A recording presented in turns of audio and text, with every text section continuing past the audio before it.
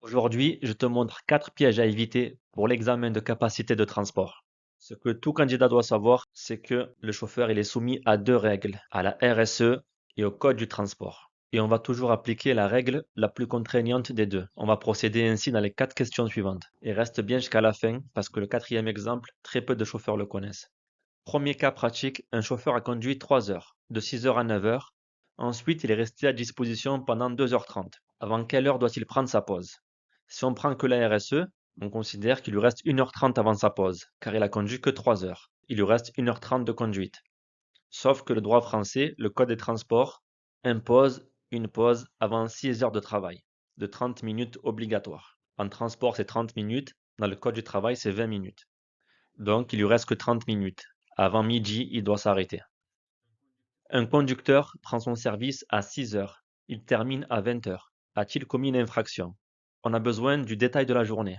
Il a conduit 9 heures. Il a eu 3h30 d'autres activités. 1h30 de repos. Au niveau de l'amplitude, il est à 14 heures. Il a le droit à 15 heures. Donc c'est OK.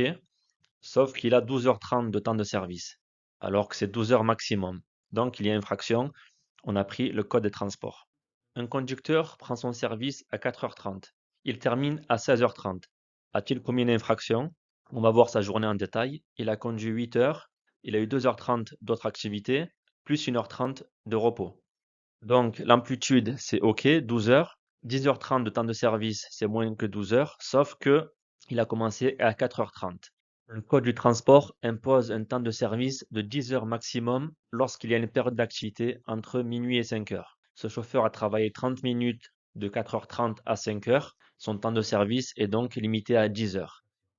Le lendemain, le chauffeur refait la même journée, sauf qu'il n'a conduit que 7 heures. Il n'y a donc pas d'infraction. Il demande combien d'heures seront majorées à 20%. Effectivement, lorsqu'on travaille de nuit, on a le droit à une majoration de 20% au taux horaire 150 M, en plus d'une compensation selon le nombre d'heures effectuées. On a vu, nous, dans un premier temps, que lorsqu'on travaille entre minuit et 5 heures, ça limitait le temps de service à 10 heures. Le code du transport définit la période de nuit entre 22 heures et 5 heures. Si on travaille dans cette période-là, on est considéré comme un travailleur de nuit. Le code du travail définit la période nocturne entre 21 heures et 6 heures. Comment on va faire? Cette fois-ci, on va prendre la règle la plus avantageuse pour le chauffeur. C'est-à-dire que tout ce qui est travaillé entre 21 heures et 6 heures est majoré à 20%. Donc, il y a 1h30 majoré à 20% et pas 30 minutes.